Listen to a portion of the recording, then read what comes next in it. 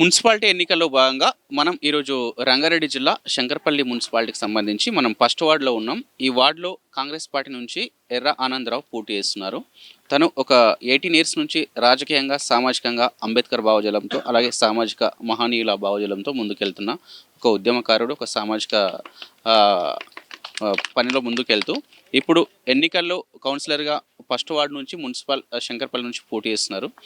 తను ఎట్లా ముందుకెళ్తున్నారు, ప్రచారంలో ఎట్లా దూసుకుపోతున్నారు, జనాల నుంచి ఎట్లాంటి రెస్పాన్స్ ఉంది, అలాగే తను ప్రచారానికి వెళ్తున్న ఈ మూమెంట్లో ప్రజల సమస్యలు ఏం ఐడెంటిఫై చేస్తున్నారు, తను గనక కౌన్సిలర్గా ఈ వార్డులో గెలిస్తే ఆ సమస్యలను ఎట్లా పరిష్కరిస్తారు, డెవలప్మెంట్ పరంగా తనలో ఉన్న ఆలోచన విధానం ఏంది, ఒకసారి తనతో మాట్లాడి తెలుసుకుందాం. అన్న నమస్తే అన్న. నమస్కారం అండి. ఒకసారి మీ ఇంట్రడక్షన్, మీ వార్డు ప్రజలు. నమస్కారం అండి. మొదటి వార్డు ప్రజలకు, ఓటర్స్కి అందరికి కూడా పేరు పేరున ధన్యవాదాలు. నాకు ఇంత మద్దతును తెలియజేస్తూ నాతోటి ఈ ప్రచారంలో పాల్గొంటున్నందుకు. ప్రచారం ఎట్లా ఉంది? మీరు ప్రచారానికి వెళ్తున్నప్పుడు జనాల నుంచి ఎట్లాంటి మద్దతు ఉంది, ఎట్లా రియాక్ట్ అవుతున్నారు వాళ్ళు? జనాలు చాలా నన్ను పాజిటివ్గా ఆశీర్వదిస్తున్నారు. ఎక్కడ కూడా నాకు ఎట్లాంటి వ్యతిరేకత లేదు. ఎందుకంటానంటే నా ఊర్లో అంటే మా సింగాపురం గ్రామంలో అంటే గ్రామ పంచాయతీ కార్డు నుంచి కూడా నేను చూస్తున్నా, ఒక వార్డు మెంబర్ నుంచి ఒక ఎంపీ ఎలక్షన్స్ దాకా నేను ప్రతి ఒక్కరికి ఈ రోజున నేను ఏ పార్టీలో ఉన్నా వాళ్ళకు సంపూర్ణమైనటువంటి మద్దతు తెలుపుతూ ఆ పార్టీకి సంబంధించిన క్యాండిడేట్ను నిరంతరం గెలిపించుకుంటూ వస్తున్నాం. 18 సంవత్సరాల తర్వాత నాకు మొదటిసారి ఈ అవకాశం వచ్చింది. ఈ అవకాశాన్ని కూడా అందరూ కూడా ఎన్నో రోజుల నుంచి ఎదురు చూస్తున్నారు. 2 సార్లు 3 సార్లు నాకు సర్పంచ్గా అవకాశం వచ్చింది. మున్సిపల్ అయింది. మున్సిపల్ వచ్చిన తర్వాత ఎస్సీ వస్తా అనుకుంటే ఎస్టీ వచ్చింది. 2 సార్లు కూడా మాకు మిస్ కావడం జరిగింది. అయినప్పటికీ ప్రజాదరణ చాలా గొప్పగా ఉంది. నన్ను చాలామంది మా అమ్మ ఇక్కడ ఉన్నటువంటి అక్కలు, అమ్మలు, అన్నలు, తమ్ముళ్ళు, చెల్లెళ్ళు అందరూ కూడా సంపూర్ణ మద్దతును నా కోసం ప్రకటిస్తున్నారు. వాళ్ళు అహర్నిశలు కృషి చేస్తున్నారు. నిద్రపోకుండా రాత్రి 12 గంటల వరకు కూడా వాళ్ళు పనిచేస్తూ ఉన్నారు. నన్నే వాళ్ళు త్వరపెట్టి చేస్తూ ఉన్నారు. అందుకని చెప్పేసి వాళ్ళ మద్దతు సంపూర్ణంగా ఉన్నది. ఖచ్చితంగా ఈ వార్డు నుంచి ఇక్కడ మాకు చాలా సమస్యలు ఉన్నాయి. ఇప్పుడు మీరు ఈ ఫస్ట్ వార్డులో వెళ్తున్నప్పుడు మెయిన్గా సమస్యలు ఏం మీ దృష్టికి వచ్చాయి? అంటే సమస్యలతో పాటు ఈ ఫస్ట్ వార్డులో ఈ మున్సిపాలిటీ అయినప్పటి తీరని సమస్యలు, మేజర్ సమస్యలు ఏమున్నాయి? ఒకవేళ మీరు కనుక కౌన్సిలర్గా గెలిస్తే వాటిని మీ అధికారంతో మీ కౌన్సిలర్గా ఆ సమస్యలను ఎట్లా పరిష్కరిస్తారు, డెవలప్మెంట్ ఎట్లా చేస్తారు? ఇక్కడ చూసుకున్నట్టయితే మాకు ఫస్ట్ వార్డ్ అనేది జియోగ్రఫిక్ భౌగోళికంగా సింగపురంలో ఎక్కడెక్కడైతే భూమి ఉందో అక్కడక్కడ అంతా కూడా ఈ ఫస్ట్ వార్డుకు సంబంధించిన ఓటర్స్ ఉన్నారు. భౌగోళికంగా ఈ 15 శంకరపల్లి మున్సిపల్లో ఉన్నటువంటి 15 వార్డుల్లో భౌగోళికంగా పెద్ద వార్డు అంటే ఫస్ట్ వార్డే. దానిలో ప్రత్యేకంగా మా ఎస్సీ కాలనీ ఏదైతుందో సింగపురంకు సంబంధించిన ఈ ఎస్సీ కాలనీలో గత 10-15 ఏళ్ల నుంచి ఎలాంటి డెవలప్మెంట్ నోచుకోలేదు. గత పాలకులు చేసినారు అంటానంటే అక్కడ ఉన్నటువంటి ఫండ్స్ని బట్టి వాళ్ళు చేసినారు.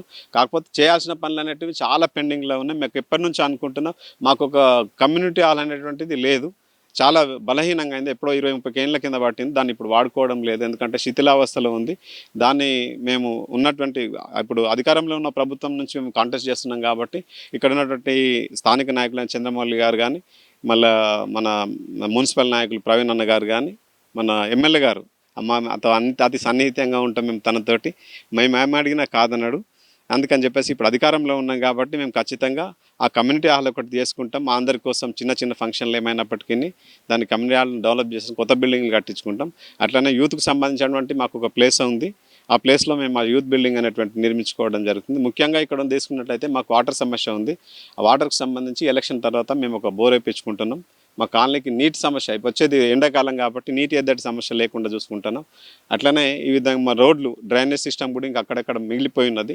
దాన్ని కూడా ఈ అధికార పార్టీలో ఉంటాం కాబట్టి పార్టీ అండదండలతో, అధికారుల అండదండలతో, నా పెద్ద నాయకుల అండదండలతో, యాదన్న గారి అండదండలతోటి మిగిలిన పనులన్నీ కూడా పరిపూర్ణం చేసుకుంటాం. అట్లాగే మా గ్రామంలో ఉన్నటువంటి మున్సిపల్ కార్మికులు అయితేనేది చాలామంది మున్సిపల్లో చేస్తారు. మా దగ్గర నుంచి చాలామంది భవన నిర్మాణ కార్మికులుగా ఉన్నారు. వాళ్ళందరికీ కూడా ఇప్పుడు ఎవరైతే 18 ఇయర్స్ పైబడి ఉన్నారో వాళ్ళందరూ కూడా ప్రతి ఒక్కరికి 5 నుంచి 10 లక్షలు, 5 లక్షల నుంచి 10 లక్షల యాక్సిడెంటల్ ఇన్సూరెన్స్ ప్రతి ఒక్కరికి, మా కాలనీలో ఉన్న ప్రతి ఒక్కరికి 5 లక్షల నుంచి 5 నుండి 10 లక్షలు మ్యాక్సిమం 10 లక్షల వరకు నా సొంత డబ్బులతోటి ఈ ఎలక్షన్ అయిపోయిన తర్వాత అందరికీ యాక్సిడెంటల్ ఇన్సూరెన్స్ అనేది ఖచ్చితంగా చేయిస్తా. అలాగే మున్సిపల్ కార్మికులు ఎవరైతే ఉన్నారో వాళ్ళ సమస్యల పట్ల వాళ్ళకి కావాల్సినటువంటి వసతులు సరిగా లేవు. వాళ్ళు పర్మనెంట్ అయ్యేందుకు ఉన్నటువంటి ఎన్ని సోర్సెస్ ఉంటే అన్ని విధాలుగా వాళ్ళకి ఈఎస్ఐ పిఎఫ్ దానికోసం కూడా కృషి చేస్తాం. ఎందుకంటే మన ఒక పారిశుద్ధ కార్మికురాలు యాక్సిడెంట్ అయి కింద పడిపోయింది. ఆమె కాలు కూడా విరిగిపోవడం జరిగింది. దానికి సంబంధించి నేను మ్యాక్సిమం ఆమెకు ఆపరేషన్కి అయినంత ఖర్చునైనంత భరించడం జరిగింది. నేను నా సొంత నిధులతోటి ఆమెకు చేయడం జరిగింది. ఆమె ఈ రోజున సురక్షితంగా ఆమె రికవరీలో ఉన్నది. సో అట్లా మనం ఏ విధమైనటువంటి మా కాలనీలో గత 18 సంవత్సరాలుగా నేను సంపాదన మొదలుపెట్టిన ప్రతి రోజు మొదటి రోజు నుంచే నేను సంపాదించినటువంటి ప్రతి రూపాయిలో 25% అంటే పావల వంతు భాగము సమాజానికి ఇచ్చేసి అంబేద్కర్ స్ఫూర్తితోటి pay back to the society అనే నినాదంతో ఎలైట్ సొసైటీ అనేటువంటి నిర్మించడం జరిగింది 2007లో. అప్పటి నుంచి ఈ రోజు వరకు కూడా నేను సంపాదించిన ప్రతి రూపాయలో 25% మనీని నా సంపాదనను ఈ సమాజం కోసమే, హితం కోసమే, సమాజంలో ఉన్నటువంటి సమస్యలు మా కాలనీలో ఉన్నట్టు నాకు ఎక్కడ ఏం మంచి జరిగినా చెడు జరిగినా వాళ్ళలో భాగస్వామ్యం నేను మిక్స్ అయిపోతా వాళ్ళతో పాటు క్లబ్ అయిపోసేసి వాళ్ళకి సంబంధించినటువంటి సమస్యలు ఏమన్నా కూడా పరిష్కారాన్ని వెతుకుతా. ఫస్ట్ ఎన్ని దారులు ఉన్నాయి పరిష్కారం కోసం అన్ని దారులు వెతికి ఆ పరిష్కార మార్గాన్ని నేను ఎంతవరకు చేయగలుగుతా, నా లిమిట్స్లో ఎంతవరకు చేయగలుగుతా అనే దాన్ని తీసుకొని నేను పరిష్కరించుకుంటా పోతా. ఇదే విధంగా ఈ 18 సంవత్సరాల నుంచి నాకు అధికారం లేదు కాబట్టి నా సొంత నిధి లేదు. ఇప్పుడు ఒకవేళ అధికారం కనుక ఖచ్చితంగా గెలుస్తామనేటువంటి ధీమా వ్యక్తం చేస్తున్నాను. ఎందుకంటానంటే మా యొక్క గ్రామస్తులు, నా కాలనీ వాసులు, నా కులస్తులు, మా సంఘ సభ్యులందరూ కూడా మాకు సంపూర్ణ మద్దతు తెలియజేస్తున్నారు. ఇక్కడనే కాదు టవర్లో తీసుకున్నా కూడా, భవానీ నగర్లో తీసుకున్నా, క్రిస్టల్లో, మిర్యాల వెంచర్లో, teachers colony, Adarsh Nagar colony ఎక్కడెక్కడైతున్నాయో అక్కడక్కడ కూడా రోడ్లు డ్రైనేజ్ సమస్యలు ఉన్నాయి. వాటన్నింటినీ అంచెలంచెలుగా ప్రయారిటీ వైజ్ దశల వారీగా దాన్ని పరిష్కారం చేసుకుంటూ వెళ్ళిపోతాం. పెద్ద సమస్యలు అనేటువంటి ఇవే ఉన్నాయి. డ్రైనేజ్ ఒకటి. నేను లాస్ట్ మున్సిపల్ ఎన్నికల్లో కూడా నేను మీ శంకరపల్లి వచ్చినప్పుడు ఒకటి ఓపెన్ డ్రైనేజ్ ఉంది. ఆ ఓపెన్ డ్రైనేజ్లో పాములు, కప్పలు, ఎలుకలు, తేలు అన్నీ తిరగలని నేను చూసినప్పుడు అది నాకు తెలిసి ఈ కాలనీ వాసులకు అది మేజర్ ఇష్యూ అని నేను అనుకుంటున్నా. దాన్ని ఎట్లా పరిష్కరిస్తారు? ఆల్రెడీ ఇది ఇప్పుడు మనము ఓపెన్ డ్రైనేజ్ ఏదైతే ఉందో ఇంతకుముందు అది డ్రైన్ కట్టలేకుంటుండే అండ్ అది గత ఎమ్మెల్యే గారు, ప్రస్తుత ఎమ్మెల్యే గారు కాళయాదయ్య గారి సహకారంతో దాన్ని ఇప్పుడు స్కూల్ గారి దగ్గర నుంచి కంప్లీట్ శాఖరావు వరకు, శాఖరావు అనేటువంటి మన బ్రిడ్జ్ ఉంది అక్కడి వరకు కూడా ఓపెన్ డ్రైన్ చాలా పెద్దగా చేసేసి ఎన్ని నీళ్ళు వచ్చినప్పటికీ, ఎంత డ్రైన్ వాటర్ వచ్చినప్పటికీ తట్టుకునే విధంగా పెద్దగా చేసి ఇక్కడ నిర్మించడం జరిగింది. కోసం ప్రయత్నం చేస్తామండి. ఓపెన్ డ్రైనేజ్ని క్లోజ్ చేయడానికి కూడా మేము దాన్ని పరిష్కారం కోసం ఎమ్మెల్యే గారి సహకారంతో దాన్ని నిర్మించాలని చెప్పేసి అనుకుంటున్నాం. ఎందుకంటే మురికి నీరు వల్ల ఈ అనారోగ్యం పాలైతే టైఫాయిడ్, డెంగ్యూ లాంటి ఈ దోమల బెడద వల్ల ఇట్లాంటి మలేరియా లాంటి వ్యాధులు వచ్చే ప్రమాదం ఉంది. కాబట్టి దానికోసం కూడా మేము కృషి చేస్తామని చెప్పేసి వాగ్దానం చేస్తా ఉన్నాం. ఇప్పుడు ఈ వార్డులో, ఫస్ట్ వార్డులో మీతో పాటు ఇంకా బీజేపీ, బీఆర్ఎస్ ఇంకా ఎవరైనా ఉంటే ఇండిపెండెంట్ అట్లాంటి వ్యక్తులు కూడా పోటీలో ఉన్నారు. వాళ్ళ నుంచి మీకు ఎంతవరకు పోటీ ఉంది? వాళ్ళని తట్టుకొని మీరు ఎట్లా గెలుస్తారు? ఎవరు ఎంత పోటీ చేసినా నేనేమనుకుంటున్నాను, ప్రజలు నన్ను ఆదరిస్తున్నారు. వాళ్ళ మద్దతే, వాళ్ళ బలమే నా బలం. నా కాలనీ వాసులు, మా అమ్మలు, అక్కలు, చెల్లెళ్ళు అందరూ కూడా, అన్నలు, తమ్ముళ్ళు అందరూ కూడా, నాయనలు, చిన్నాయనలు, మామలు అందరు మేము ఇట్లానే ఉంటుంది. కాబట్టి నాకు ఎక్కడ కూడా ఇట్లాంటి వ్యతిరేకత లేదు. కాబట్టి ఖచ్చితంగా వాళ్ళతోటి పోటీ అని చెప్పేసి నేను అనుకోను. వాళ్ళు నన్ను పోటీ అనుకుంటున్నారు అంతే తప్ప నేను వాళ్ళతోటి పోటీ అని అనుకుంటే, ఎవరి వ్యక్తిత్వం వాళ్ళకు ఉంటుంది, ఎవరి రూపం వాళ్ళకు ఉంటుంది, ఎవరి ఆకారం వాళ్ళకు ఉంటుంది, ఎవరి గుణగణాలు వాళ్ళకు ఉంటాయి. కాబట్టి ఒకరికి ఒకరు ఎప్పటికీ కూడా పోటీ కాదు. ఎలక్షన్ కాబట్టి వాళ్ళు పోటీ అని భావిస్తే నేను చెప్పలేను, కానీ వాళ్ళు నాకు పోటీ అని చెప్పేసి నేను ఎప్పుడు కూడా అనుకోను. ఇప్పుడు ఒక విద్యావంతుడిగా, సామాజిక భావజలం ఉన్న వ్యక్తి ఉన్న మీరు, ఒక అంబేద్కరిస్ట్గా నేను ప్రధానంగా అడగాలనుకుంది ఏంటంటే, ఎలక్షన్ అనేది మనకు మద్యం, డబ్బులు, ఓట్లకు, ప్రలోభాలకు గురై జనాలు మొత్తం అటువైపు వెళ్ళడం, ఇటువైపు వెళ్ళడం అనేది ఈ ఎన్నికలను మొత్తం డిసైడ్ చేస్తుంది ఓన్లీ డబ్బు, మద్యం. ఇక్కడ మారాల్సింది ఓటర్రా, పంచే వాళ్ళ, తీసుకునే వాళ్ళ. దీనిపైన ఒక అంబేద్కర్వాదిగా మీరు ఏం చెప్తారు? అందరూ మారాల్సినటువంటి అవసరం ఉంది ఈ విషయంలో. ఎందుకంటానంటే ఇప్పటివరకు మనం చేసిన ఎలక్షన్లో మేము దాన్ని ఎప్పుడు కూడా ప్రోత్సహించలేదు. ఇక్కడ ఉన్నటువంటి యూత్ అంతా కూడా మ్యాక్సిమం వీళ్ళంతా కూడా మద్యపాన నిషేధం కోసం చాలా యుద్ధం కూడా చేయడం జరిగింది గతంలో. ఈ తెలంగాణ పోరాటం కంటే ముందు, బిఫోర్ 2013 ఆ టైంలో అంతకుముందు మద్యపాన నిషేధం కోసం మనం ప్రొవైడ్ చేయం. మన యూత్ ఖచ్చితంగా మేము అప్పుడప్పుడు కలుసుకున్నప్పుడు ఎప్పుడు చూసినా నేను అదే విషయం చెప్తా ఉంటా. ఈ మద్యానికి, డ్రగ్స్కి, ఈ మాదక ద్రవ్యాలకు దూరంగా ఉండాలని చెప్పేసి దాని మీద నిరంతరమైన సామాజికమైనటువంటి యుద్ధం నేను చేస్తున్నా. దాని మీద మాకు క్లారిటీ ఉంది. ఖచ్చితంగా దాన్ని అవాయిడ్ చేయడానికి నేను చూస్తాం. అయితే ఉన్నటువంటి పరిస్థితులను బట్టి వాళ్ళు చాలామంది కూడా దానికి ప్రలోభాలకు లోన్ చేసేటువంటి అవకాశం ఉంది. కానీ నా అంటున్నటువంటి ఈ జనం అయితే నా మీద ప్రేమతోటి, నా మీద నమ్మకంతో, నా మీద అభిమానంతో మాత్రమే వస్తున్నారు. అట్లాంటి ఏం జరిగాయి నా దగ్గర. ఎందుకంటే వాళ్ళకు ఓపెన్గా తెలుసు కాబట్టి అవి జరగవు. ఓకే.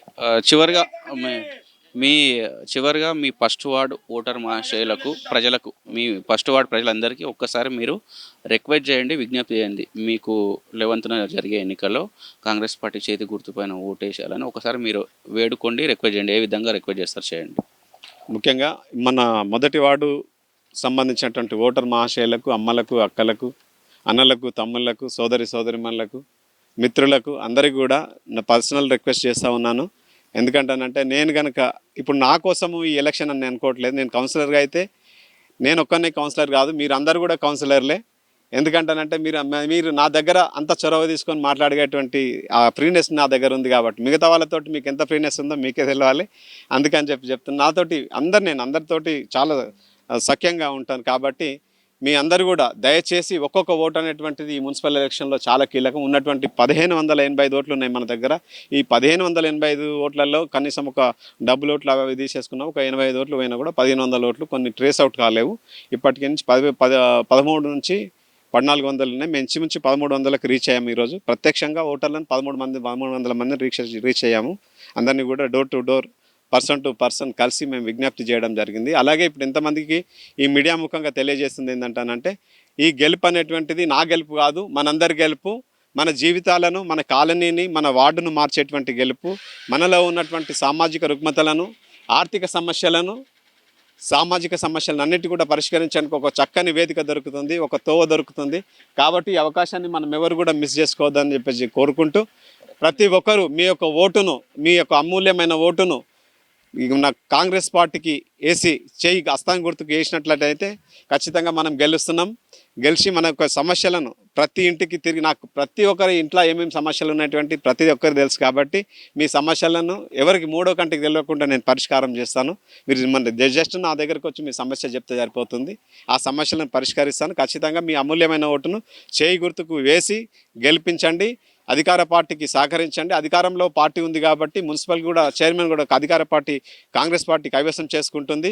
కాబట్టి మనం ఒక్కొక్క ఓటు ఆ చైర్పర్సన్ కూడా నిర్ణయించడానికి అవకాశం ఉంటుంది. కాబట్టి ఆ చైర్పర్సన్ కనుక మనం గెలిపించుకున్నట్టయితే మనకు నిధులు తెచ్చుకునే అవకాశం ఉంది. మన ఎస్సీ రిజర్వ్డ్ కాన్స్టిట్యున్సీ మనది, ఎస్సీ రిజర్వ్డ్ వార్డు కాబట్టి ఈ ఎస్సీ రిజర్వ్డ్కి సంబంధించి ఎన్ని విధాలుగా అధిక నిధులు తెచ్చుకుంటామో మనకు ఉన్నటువంటి దారులన్నీ కూడా వెతుకుదాము.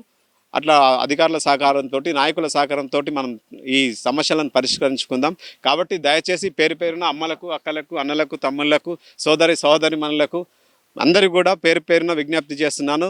మీ పాదాలకు దండం పెట్టి చెప్తున్నాను. ఒక్క ఓటు కూడా మిస్ చేయకండి. ఎందుకంటానంటే మన అభివృద్ధి, మన వార్డు అభివృద్ధి, మన పిల్లల భవిష్యత్తు కూడా దీని మీద నిర్మితమై ఉంది. ఆల్రెడీ ఈరోజు మన స్కూల్లో నేను ఒక విద్యా వాలంటీర్ను పెట్టేయడం జరిగింది. ప్రైవేట్ స్కూళ్ళకు ధీటుగా మా యొక్క ప్రభుత్వ పాఠశాలను ప్రైవేటు పాఠశాలకు ధీటుగా ఒక కార్పొరేట్ స్థాయిలో దాన్ని డెవలప్ చేయాలని ఆ స్కూల్ని నేను అడాప్ట్ చేసుకుంటున్నాను. ఈ ఎన్నికల సందర్భం కాదు కానీ ఎన్నికలు అయిపోయిన తర్వాత ఆ స్కూల్కి సంబంధించినటువంటి డెవలప్మెంట్ను, విద్యా అభివృద్ధికి, పిల్లల జాయినింగ్కు అధిక మొత్తంలో విద్యార్థుల జాయినింగ్ కోసం కూడా కృషి చేసి ఇంకా ఇద్దరు విద్యా వాలంటీర్లను కూడా దానిలో నియమించడం జరుగుతుంది. దయచేసి మన స్కూళ్ళల్లో ఎట్లాంటి విధానం ఉంటుందో ఆ గవర్నమెంట్ స్కూల్లో కూడా అంతకంటే మంచి విద్యా విధానాన్ని అందించేందుకు నేను కృషి చేశాను. మొదటి ప్రాధాన్యత విద్యకే, రెండో ప్రాధాన్యత వైద్యానికి, మూడో ప్రాధాన్యత మన అభివృద్ధి కోసం. కాబట్టి మీరు అందరు కూడా పేరు పేరున సహకరించండి, చేతి గుర్తుకు ఓటేయండి, మున్సిపల్ మన కౌన్సిలర్గా మనల్ని గెలిపించండి. మన చైర్మన్గా మన కాంగ్రెస్ పార్టీకి సంబంధించిన అభ్యర్థిని ఎవరు ఉంటారో వాళ్ళని గెలిపించేందుకు సుముఖంగా ఉంటుంది. అధికారంలో ఉన్నటువంటి మన ముఖ్యమంత్రి గారు రేవంత్ రెడ్డి గారికి గెలిపించాలి. ఆయన నాయకత్వాన్ని మనం బలపరచాలి. రేవంత్ రెడ్డి గారు అహర్నిశలు కృషి చేస్తున్న 6 పథకాల గ్యారంటీ ఏదైతుందో నిజంగా ఈరోజు చాలా చక్కనటువంటి పథకాలు ఉన్నాయి. కాబట్టి 6 పథకాలు మన ఇంటింటికి అందినాయి. ఫ్రీ కరెంట్ వస్తుంది, ఫ్రీగా మనకు సన్న బియ్యం వస్తూ ఉంది, గ్యాస్ వస్తూ ఉంది, ఫ్రీ బస్సు ఉంది, మహిళలకు కూడా ఈ డాక్టర్ అన్నలకు చాలా అందుతున్నాయి. కాబట్టి ఇందిరమ్మ ఇల్లు వచ్చినాయి. మాకు తెలిసి సార్ ఒకటి ఇంకా చివరిగా మేము విన్నపం చేయాల్సి ఉంది. మేము ఎన్ని అడిగితే అన్ని ఇండ్లు ఇక్కడ మంజూరు చేయడం జరిగింది. ఇంచుమించు 40+ ఇండ్లు ఇక్కడ సింగపురంకు ఇందిరమ్మ ఇల్లు శాంక్షన్ చేయడం జరిగింది. అయితే ఆ 5 లక్షలు అనేటువంటి జరిపోవడం లేదనేటువంటి కారణంతో చాలామంది కూడా ఈ రోజున ఇల్లు కొంచెం కట్టుకోవడానికి వెనక ముందు అవుతున్నా. అంత పేదరికంలో మా బస్తీ ఉంది, చాలా పేదరికం ఉంది. మాకు ఉపాధికి సంబంధించిన అవకాశాలు చాలా తక్కువ ఉన్నాయి. ఎందుకంటే చుట్టుపక్కల భూములన్నీ కూడా రియల్ ఎస్టేట్లో వెళ్ళిపోయినాయి. ఈ రియల్ ఎస్టేట్ కారణంగా ఇప్పుడు వ్యవసాయానికి సరిపోయినంత భూమి లేక చాలామంది కూడా ఈ ఈ గ్రామం నుంచి వేరే దగ్గర బయటకు వెళ్ళి పనులు చేసుకుంటా ఉన్నారు. కాబట్టి ఇక్కడ ఆ 5 లక్షల అప్పు పుట్టక ఇందిరమ్మ గృహాలను కట్టించుకోలేక ఇప్పుడు కేవలం 10-15 మందే ఉన్నారు. మిగతా వాళ్ళకు కూడా ఏదో విధంగా మేము ప్రయత్నం చేసేసి మిగతా వాళ్ళని కూడా ఇల్లు ప్రారంభించేందుకు కృషి చేస్తామని చెప్పేసి మీకు మీడియా ముఖంగా తెలియజేస్తున్నాను.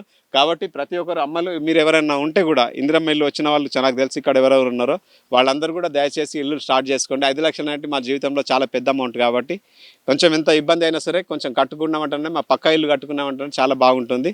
కాబట్టి దయచేసి మీ యొక్క అమూల్యమైనటువంటి ఓటుని చేతి గుర్తును వేసేసి మన రేవంత్ రెడ్డి గారి కాంగ్రెస్ ప్రభుత్వాన్ని మనము అన్ని విధాలుగా సపోర్ట్ చేసేసి గెలిపించుకుందామని చెప్పేసి మనవి చేస్తూ థ్యాంక్ యూ, అందరికీ ధన్యవాదాలు. పేరు ఇది ఇక్కడ మన శంకర్పల్లి మున్సిపాలిటీకి సంబంధించి ఫస్ట్ వార్డ్ అభ్యర్థి మనకు ఎర్ర ఆనందరావు గారు. తను ఒక సామాజిక సేవకుడిగా, అంబేద్కరిస్టుగా, అలాగే సామాజికంగా ఒక 18 ఇయర్స్ నుంచి సమాజంలో సేవ చేస్తున్నా. నేను ఒక మంచి విద్యావంతుడిగా సామాజిక స్పృహతోని ముందుకు వస్తున్నా. దయచేసి ఈ 11న జరిగే ఈ ఎన్నికలో ఫస్ట్ వార్డులో కాంగ్రెస్ పార్టీ అభ్యర్థిని చేతి గుర్తుపై ఓటేసి గెలిపించండి. ఏదైతే మన వార్డు ఉందో ఈ వార్డులో ఉన్న ప్రతి సమస్యను ఒక కుటుంబ సభ్యుడిగా మీతో పాటు ఉంటూ సమస్యలను పరిష్కరిస్తూ అభివృద్ధిలో ముందుకెళ్దామని మనతో అంటున్నారు. కెమెరామెన్ కోటితో సాయిరాజ్, శంకర్పల్లి. అయితే ఈ సామాజిక ఉద్యమం చెప్తున్నారు కాబట్టి ఇందులో మనం ముఖ్యంగా చెప్పుకోవాల్సి వస్తే మేము 2020లో ఈ కరోనా టైంలో ఒక స్టేట్ లెవెల్లో అడ్వకేట్స్ అందరం కలిసి ఈ అసైన్ భూమి అనేటువంటిది మన రాష్ట్రంలో అప్పుడు తెలంగాణ ప్రభుత్వం ఉన్నప్పుడు ఒక 25 లక్షల ఎకరాల భూమి అసైన్ భూమి ఉన్నది అని చెప్పేసి ఈ సర్వేల ద్వారా చెప్పడం జరిగింది. ఇప్పుడు కూడా ఆ భూములు అట్లాగే ఉన్నాయి. అయితే అంగట్లో అన్నీ ఉన్నా అల్లిన నోట్ల శని ఉన్నట్టు మా దగ్గర భూములు ఉన్నాయి.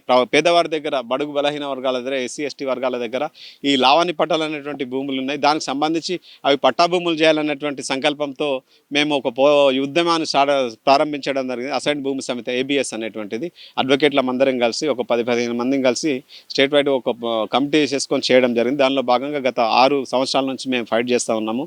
అయితే మా పోరాటానికి ప్రతీకగా గత 2023 అసెంబ్లీ జనరల్ ఎలక్షన్లో అన్ని రాష్ట్ర పార్టీలు కూడా ఈ అసైన్ భూములకు పట్టాలు, సంపూర్ణ పట్టా హక్కులు ఇస్తామని చెప్పేసి వాళ్ళు మేనిఫెస్టోలో పెట్టుకోవడం జరిగింది. POT యాక్ట్ను రద్దు చేస్తామని కూడా చెప్పడం జరిగింది. ఇప్పటివరకు అది జరగలేదు. మేము ఈ పోరాటాన్ని కూడా అధికారంలో ఒకవేళ వచ్చినప్పటికీ మేము ఈ పోరాటాన్ని కొనసాగిస్తాం. ఎందుకంటే మా దగ్గర కోట్ల విలువైనటువంటి భూములు ఉన్నాయి ప్రజల దగ్గర రాష్ట్ర వ్యాప్తంగా. ఆ భూములకు మేము పట్టాలు ఇచ్చినట్లయితే సగంగా ఇంచుమించు 1 కోటి కుటుంబాలు, సుమారుగా 1 కోటి కుటుంబాలు పేదరికం నుంచి బయటపడతాయి. ఉపాధి అవకాశాలు లేకపోయినప్పటికీ ఆ పేదరికాన్ని జయించడానికి వాళ్ళకి అవకాశం ఉంటుంది. ఈ యొక్క మీడియా సమావేశంలో ఎలక్షన్ సందర్భంగా ప్రభుత్వాన్ని కూడా నేను రిక్వెస్ట్ చేస్తున్నా, మీరందరూ కూడా ఎవరు కూడా భూములు అమ్ముకోదు, అసైన్ భూములు ఉంటే కూడా అట్లనే అట్టు పెట్టుకోండి. ప్రభుత్వం తరఫున మేము పోరాటం చేస్తాం. ఖచ్చితంగా అసైన్ భూములకు సంబంధించి పట్టాలు ఇప్పేయనికే మేము అది అంత కంప్లీట్గా పూర్తయ్యే వరకు మీ తోడుగా ఉంటాం. కాబట్టి ప్రభుత్వాన్ని కూడా నేను రిక్వెస్ట్ చేస్తున్నా ఈ మీడియా సందర్భంగా ఏదైతే మనం మేనిఫెస్టోలో పెట్టినామో ఆ మేనిఫెస్టోకి అనుగుణంగా ఈ అసైన్ భూములకు పట్టాలు ఇవ్వగలిగినట్లయితే చాలా సంతోషంగా ఉంటుంది. ప్రజలందరూ పేదరికం నుంచి బయటపడతారని చెప్పేసి కోరుకుంటూ థ్యాంక్ యూ, అందరికీ ధన్యవాదాలు.